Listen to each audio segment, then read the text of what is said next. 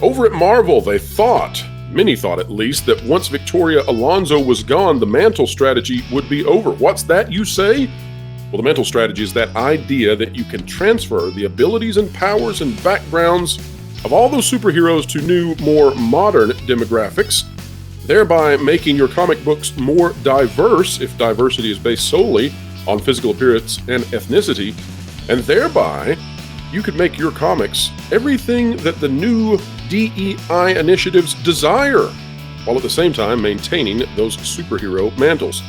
Yet it is not the case that strategy is out the door. Oh no, we have new reports that they want to change Mila Kunis to being a buff, huge character? What? Hang in there. We'll tell you all about it.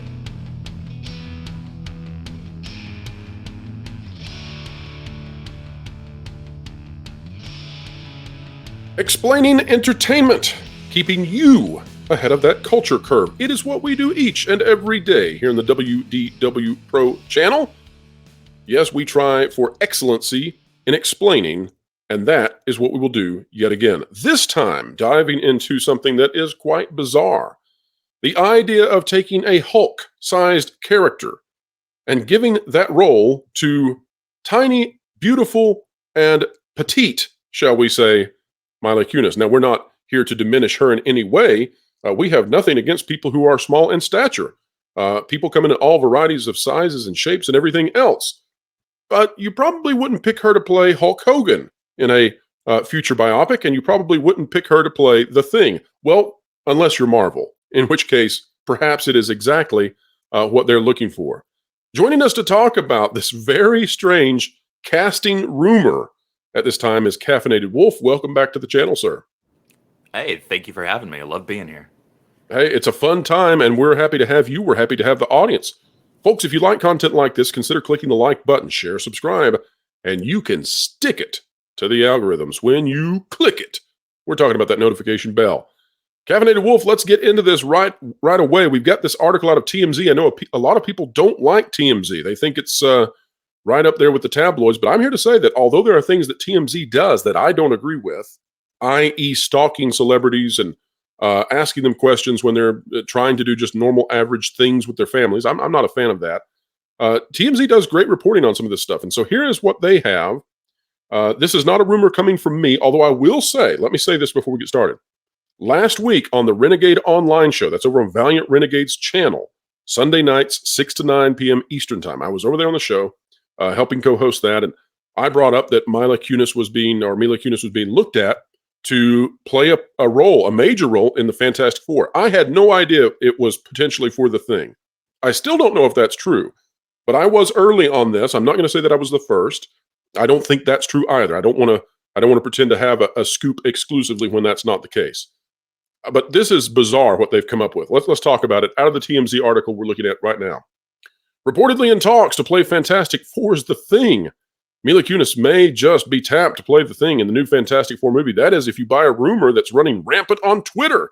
A movie insider named @MyTimeToShineH, who's credited with getting scoops before trade publications and generally being in the know on superhero news, sent the Bird app into a frenzy Friday when they claimed Mila was in talks to portray a female version of Ben Grimm. Wow, well now that's different. Here's the tweet. They are looking at Jewish actors, both male and female, for The Thing in Fantastic Four. Mila Kunis is one of them. Mr. Wolf, this seems incredibly bizarre to me. Not only that they are searching for female actors to play this character, considering it is distinctly masculine, but then also that Mila Kunis is one of them. I had anticipated her being looked at for a very different role in this franchise, and I was excited. I thought, if they can pull this off, it's great for Marvel. Can you tell us quickly why it is that characters are so important and respecting the source material for these characters are so important, and what might happen when you greatly alter the basis by which these characters have become popular with the fans out there?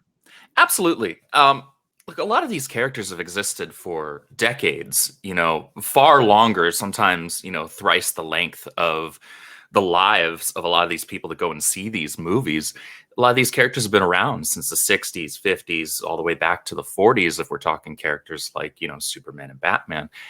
These characters are cultural icons. They're embedded in iconography. And these are characters that have grown with the people that have followed these characters very, sometimes religiously, because they connect with them on some level. And it's all down to the writing. It was never about the way the character looked, but the way the character looked is the way the character looks. And it's beyond that, Wolf. It's beyond just looking. Let me give you this example, and I don't mean to cut into your talk here, and I think we're on the exact same page. I mean, you'll probably fully agree with what I have to say here. But imagine for a moment if they were looking for someone to come in and take over the role of the Hulk, and the first person who came up was Jenna Ortega. Like that, I mean, she's a fantastic actress. She's killing it with Wednesday and everything else she does. I don't know that she could play the Hulk for obvious reasons.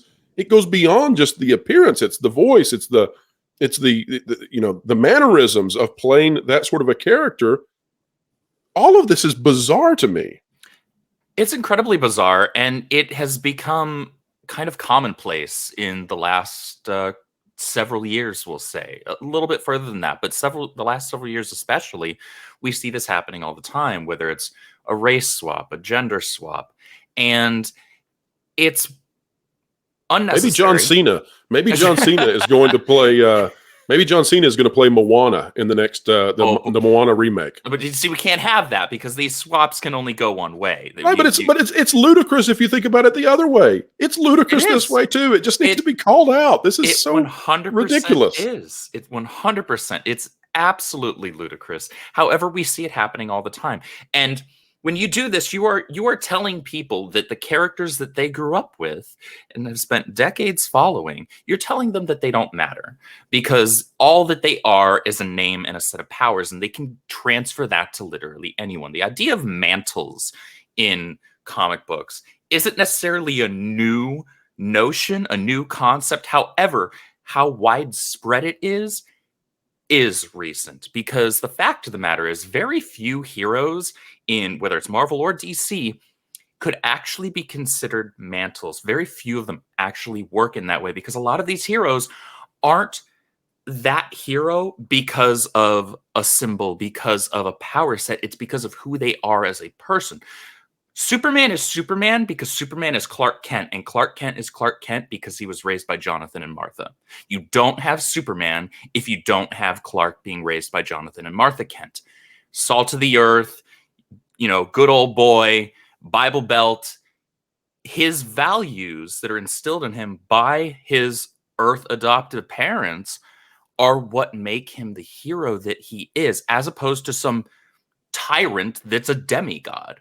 Right. And that same thing can be applied to so many other heroes. And what you're describing there is the humility of Superman, and how once you extract that from the character and remove it, it's no longer the character that people love. Absolutely. And we see this happening all over the place, whether it's a gender swap, whether it's a palette swap in terms of skin color. And again, it's disrespectful to fans of the characters for decades. And it's lazy because you are effectively saying, well, we want to come up with a quote unquote new character. That they try and pass these off as being original characters when all it is just what we would call a tokenization, race or gender swap or what have you. And instead, they're literally just using the iconography and the popularity of an already established character and copy pasting that onto somebody else that hasn't earned it. It's not deserving of it. Because they don't actually believe in their ability to create legitimately new characters. And they'll claim, oh, well, people don't want new characters. When we create new characters, nobody likes them. Well, I'm sorry, but if your quote unquote new original characters only interesting thing about them is their skin color or their gender, I'm sorry, that's not what makes characters interesting. Sure. Now, I had anticipated that she would be looked at to be the Invisible Woman. And by the way, the Invisible Woman is not always invisible, for those of you out there who might say, oh, come on, why hide her then too?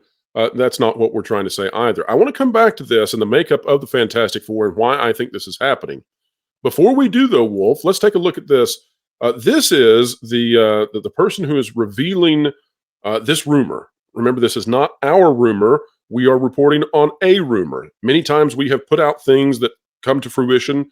People can go check out the rumors and leaks playlist on my channel and see how we're doing on that track record, from revealing the Nintendo Cinematic Universe to the Zelda movie, to revealing that there was a Rey movie on the way, to Hugh Jackman coming back to the MCU or coming to the MCU for the first time. There's quite the track record. But I don't know about this My Time to Shine hello person, My Time to Shine H.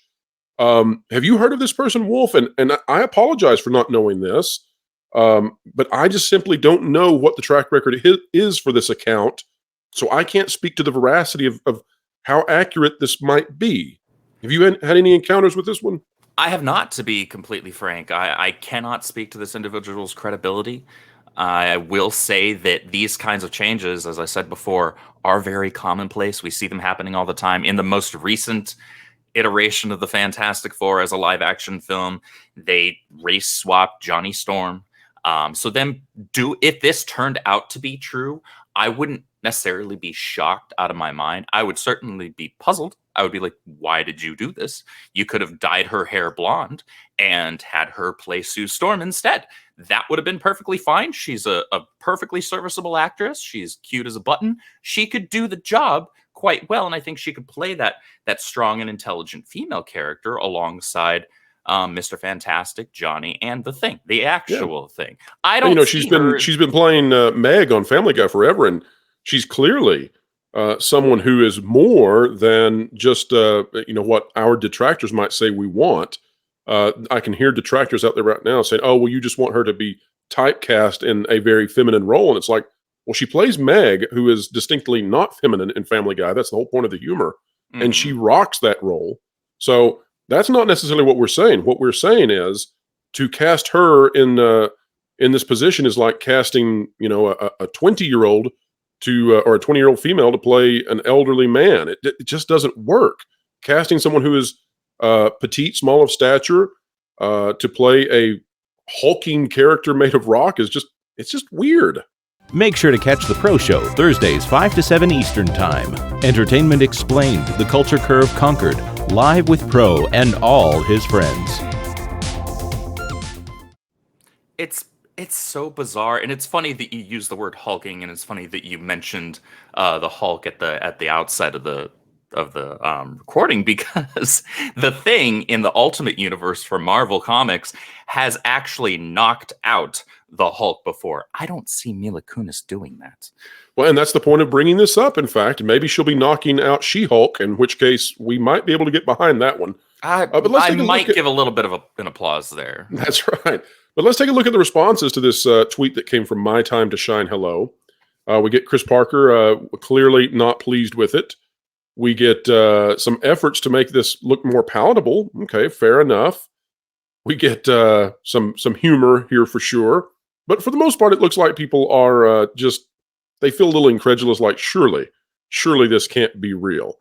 And so, well, Seth Rogen's and everything. He's Donkey Kong, right? But I don't think I want him either for this role. I do want to go also to this article out of Variety. And I want to remind people, a lot of people thought that once Victoria Alonso exited from Marvel Studios, that things would change dramatically. I have never thought that was true. This from March 22nd by Matt Donnelly and Adam B. Very. We've covered this one before. Inside Victoria Alonso's shocking exit from Marvel Studios. Now, what I want to show everybody is an important paragraph for what we're discussing right now. I have that highlighted so that you can all see this. Alonso joined Marvel Studios in 2006, 3 years before Disney acquired the label for $4 billion. Over 17 years, she's been a fixture under Chief Creative Officer Kevin Feige. And here's what you need to understand. Standing beside Feige's right hand and co-president, Luis Desposito. Now, Mr. Desposito is the person who had to be signing off on everything that Miss Alonso was interested in doing. The mantle strategy had to have been approved by him. He's still there. And it seems to me that Alonso has been fired perhaps as a scapegoat in the situation, but not necessarily with Marvel as a whole disagreeing with the strategy she held. She is simply a way for them to blame Quantumania and other failures without them taking the blame themselves. How patriarchal of them, but it seems to be what they're doing.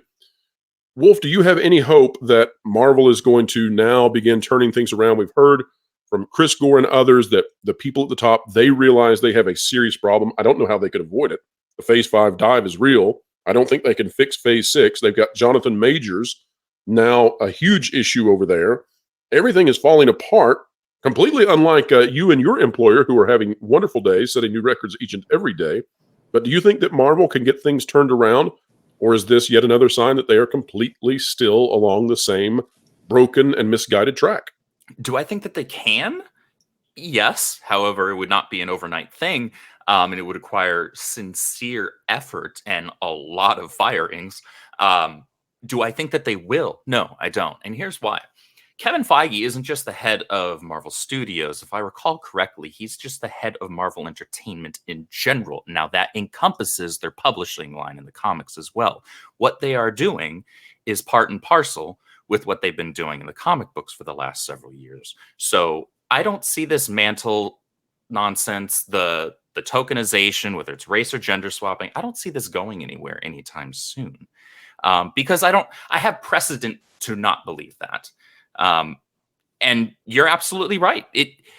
I'll go back to what I said earlier about them claiming that people don't want new characters. Well, or people don't want quote unquote diverse characters. Well, Eric July and us over at the Ripaverse put out a first issue of a brand new comic book line this past summer, and the title character of the comic book and kind of the face of our comic book universe is a black man. And Caffeinated Wolf, explain your connection to Eric July and to that endeavor, please.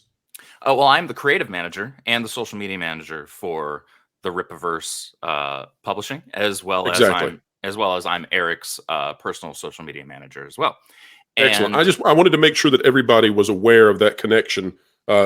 We have new people watching the channel each and every day, and they may just not have seen videos with you before, and it's a great way to introduce you and what you do. But go ahead, please. Yeah, and that campaign managed to pull in over $3.7 million.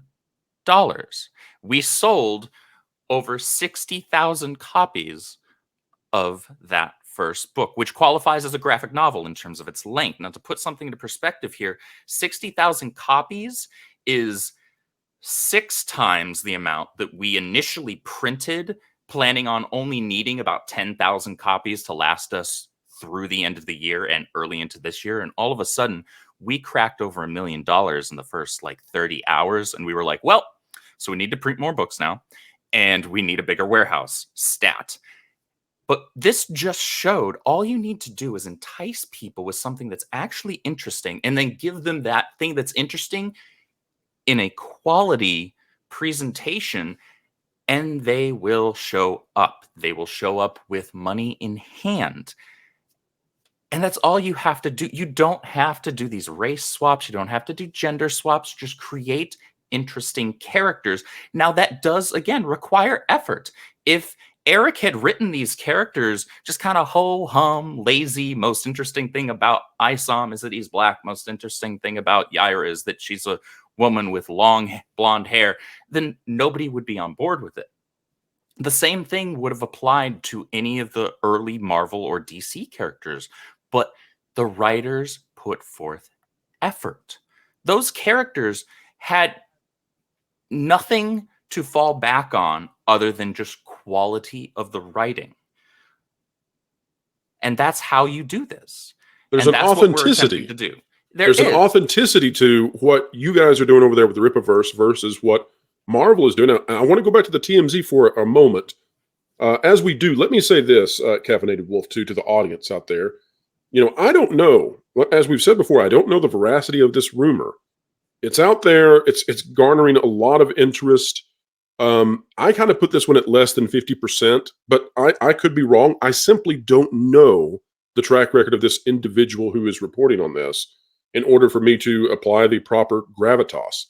But going back to the TMZ article, one thing that does strike me about this and gives some credence to what's being said. If you look at the roster for the Fantastic Four, we've got Mr. Fantastic, Invisible Woman, the Human Torch, and the Thing, right?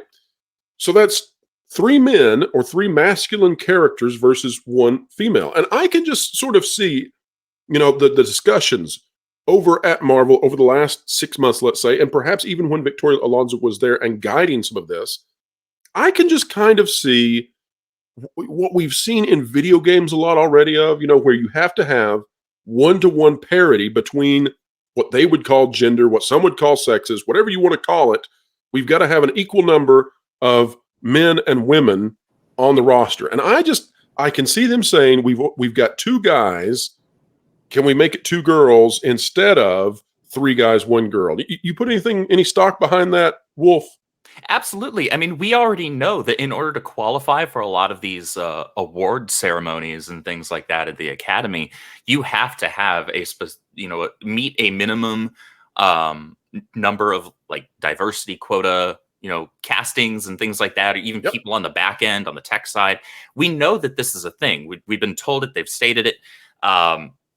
And I honestly, that's an incredibly likely scenario. Whether it actually, again, as you said, we don't know the veracity of this. We don't know the credibility of this individual. That being said, a lot of signs and a lot of precedent points to this at least being a possibility. I can see them making Johnny Storm black again. I can see them casting a female to play the Thing. I can see them doing all these things. I can see them swapping Reed Richards as well, and to where maybe we don't even have a single white character left in there. And I'm hearing that Adam Driver is leading towards one of these roles. We'll see if that pans out. We need Adam Driver free to play Snape in the HBO Harry Potter suit, so I'm not good with that. Listen, I agree with you 100%. I think you were the first person, either you or Mary Mayhem, to say that. And as soon as I would credit Mary for that. Once it was said, I totally was on board with it. But I absolutely see this as a possibility, and a distinct one at that. And the problem, again, isn't to not have white characters. The problem is these characters were that way in their inception and always have been. You want to create a superhero team where you've got a right down the middle equal number of male and female characters. Go right ahead. You want to have each one of them be a completely different ethnicity. Go right ahead. It's your team. You made it. You do what you want. But what you did not do is you did not create the Fantastic Four. You didn't build that. It's not yours. You also did not create or pull in highly interesting, well-developed characters who are of a quote-unquote minority background who would be enticing to everybody. And that's the problem with this, is that we're in this hand-me-down situation where we use this faux virtue to pretend that we're doing something special when we take a character that was traditionally of a different background and then we swap it without putting the actual work into this to develop a new character that is just as interesting and just as excellent. I find it to be incredibly lazy. I don't like this Marvel garage sale system that they have created. I don't like it at all. Well, I want to see Storm. It's lazy, and I personally think that it's insulting. Now, if my favorite character is the Flash, right? So and my favorite Flash is a redheaded, green-eyed. I've got the green eyes, but he's redheaded. Well, redheaded people are not allowed to be in the movies anymore. So there's erasure going on there. But what I'm getting at is that I don't need him to look exactly like me or have my exact ethnic makeup or live exactly like me or anything else for that matter. And if somebody came along, whether it was in the comics or in animation or in live action, and they took Wally West Flash and said, we're going to cast a partly Hispanic, partly German, partly Irish, whatever my exact makeup, copy and paste that there, and that's who's going to play the Flash, I would be insulted on a couple of levels. I'd be insulted because that's not the character. And I would be insulted because you think that that's all that matters. Instead of, if that did matter, let's pretend like the ethnic makeup actually matters. Then why are you not putting forth an equal amount of effort to create an original character like that, instead of just slapping the name and title and suit of an already established character and giving me sloppy seconds? Absolutely. There's a That's full roster. insulting. There's a full roster of characters out there who meet this need, and I agree that it's a need. We need to have characters that reflect society. You know, I am keenly aware that if you're a person of a certain appearance and there's nobody that looks or sounds like you, then that's a problem. I'm beginning to see that's on in some other demographics now that are starting to feel that way. But I would love to see Luke Cage in the MCU. I would love to see Storm in the MCU, Bishop in the MCU. Let's make it happen. But this whole swapping of characters with their genders or sexes or identities or ethnicities, it's just sloppy seconds and enough of it, I say. But we'll have to wait and see if this is going to come true, to come to fruition.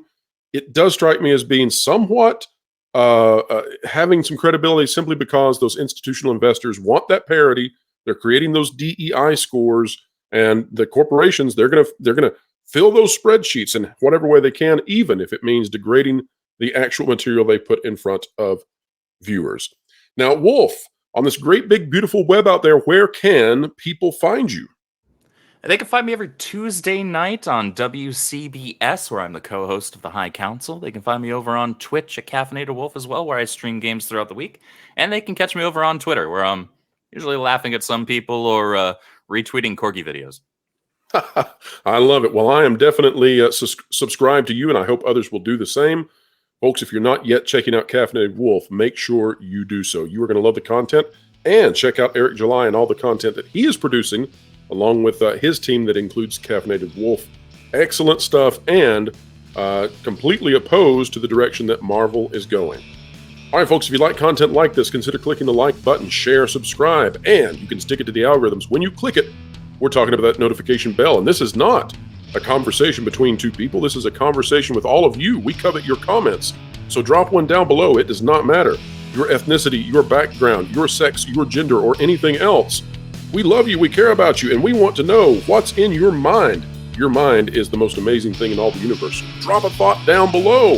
If you're not yet a member of this channel, it's just a price of a soda, and we would love to have you aboard. Folks, wherever you are, whatever you're doing, keep learning, keep growing, and you know what? Keep having fun. Floral, it's time for you to walk the plank. What? Why? Cuz you haven't subscribed to WDW Pro yet. Nor bookmark thatpartplace.com on your web browser to get great articles from great contributors. What?